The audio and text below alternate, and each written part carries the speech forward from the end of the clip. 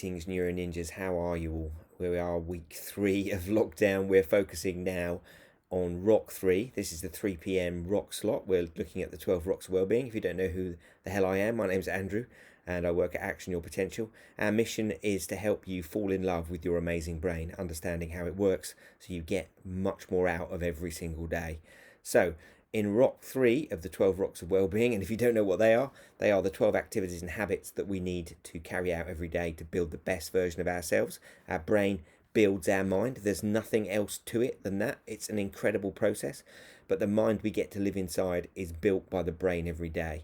And so Rock 3 is all about healthy eating and drinking enough water, and just a really interesting bit of information to do with fats, particularly trans fats and saturated fats.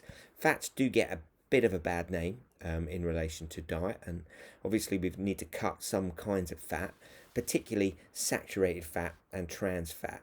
So the reason I want to mention fats is actually not the effect they have on our body, because obviously we know about fat cells swelling with fat and increasing the size of our body. We know about the obesity epidemic that is ravaging developed nations.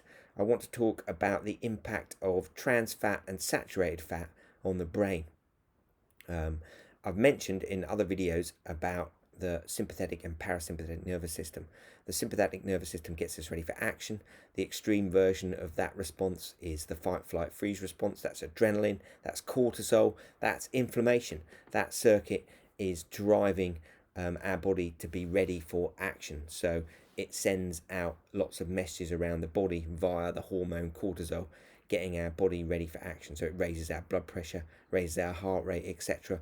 Sends out cytokines, which are chemicals which get our body's inflammatory response ready to deal with any sorts of issues. Now that would be useful if you're being chased by a lion and likely to injure yourself as you're scrabbling through the bush. Inflammatory circuits, getting the whole inflammatory system going would be important, getting us ready to deal with any invading bacteria. But in the modern world, a lot of that inflammation of the brain is not caused by marauding lions.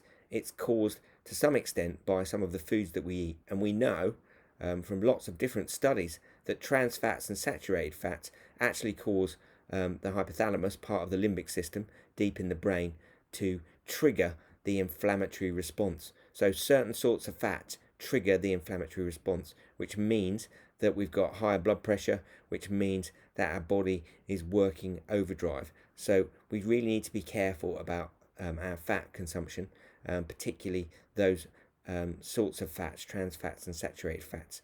Another interesting food fact related to the brain tomorrow, we're going to be looking at the amazing gut flora that we carry and the impact that has in terms of things like appetite and the sorts of foods that we need to eat to help that gut flora survive. We've got more bacteria living in us than on us than we've actually got body cells, and they have quite a good conversation with our brain. Thanks very much for listening. See you tomorrow.